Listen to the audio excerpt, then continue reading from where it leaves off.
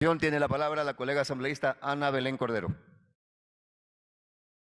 Buenas tardes. Muchas gracias por la palabra, señor presidente encargado. Yo voy a ser breve, a reiterar lo que dije en la Comisión de Fiscalización y un par de temas adicionales. Primero que todo, es importante que los colegas asambleístas que están aquí presentes, los medios de comunicación que nos escuchan, sepan y tengan claro que este juicio político se sustanció en función de parte de dos interpelantes, el asambleísta Vanegas y el asambleísta Viteri, con 5 causales en concretas.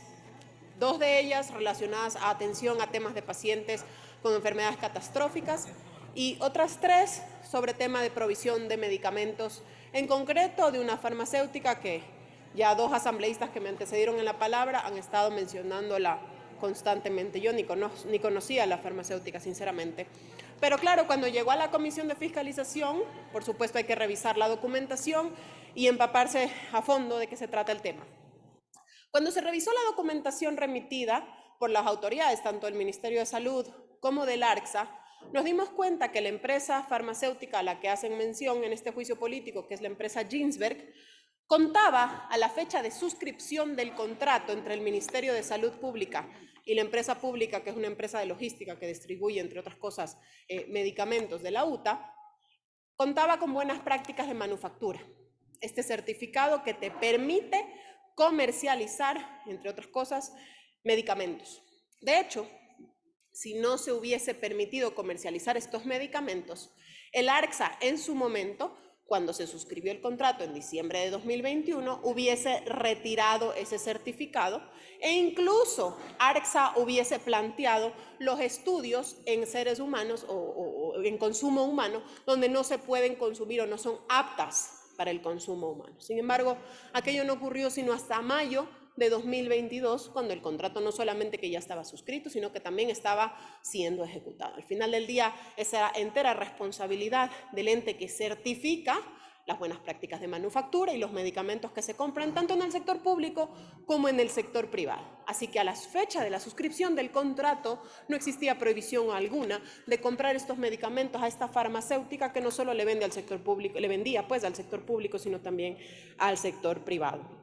El problema del desabastecimiento de medicinas se acarrea desde mucho antes de este gobierno y desde antes de la pandemia, más o menos desde 2018. De hecho, la ministra Garzón recibió el cargo con un desabastecimiento del 52% y ella logró generar un abastecimiento hasta el 70% cuando finalizó su gestión. Todo esto, ¿qué nos quiere decir en realidad? Y finalmente, que como en todo sector, el sector farmacéutico no escapa de ello. Siempre hay problemas en el mercado, hay riñas, hay broncas, hay lobbies farmacéuticos que también rondean muchos sectores políticos y la Asamblea Nacional no es la excepción. Que hayan problemas entre las farmacéuticas, que le entreguen un contrato a una y que una no se vea beneficiada o la otra se vea perjudicada, eso debe escapar de la esfera de la Asamblea Nacional. Aquí en los juicios políticos estamos para determinar incumplimientos de funciones, de autoridades. Y no se puede llevar a juicio político, y muchísimo menos censurar a una ministra que vacunó al 85% de la población. Eso en cuanto al fondo del juicio y del proceso. Y en cuanto a la forma y al procedimiento parlamentario, me he manifestado públicamente en medios de comunicación y en mis redes sociales que nosotros como Comisión de Fiscalización cumplimos con entregar el informe de posturas al presidente de la Asamblea Nacional dentro del plazo previsto, ¿sí? Y está en nuestra potestad como asambleístas votar como a bien nos convenga, ¿sí? Nadie nos puede venir aquí a cuestionar cómo votamos en una comisión u otra. Entregamos el informe y ese informe tenía que haber sido notificado de acuerdo a la ley dentro de las 48 horas siguientes de haber sido entregado a la presidencia de la Asamblea.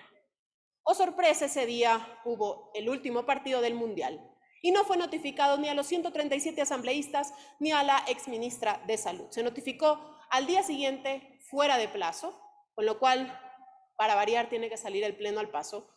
Y hoy tendremos que decidir finalmente si hay juicio o no hay juicio y si se va a juicio o no. Yo creo que tenemos que ser más cuidadosos en los procedimientos parlamentarios en los juicios y cuidar también que esto no siente un precedente nefasto a futuro, en los futuros juicios políticos, porque esto de notificar fuera de plazo no puede volverse costumbre. Hasta ahí mi intervención. Gracias, señor presidente encargado.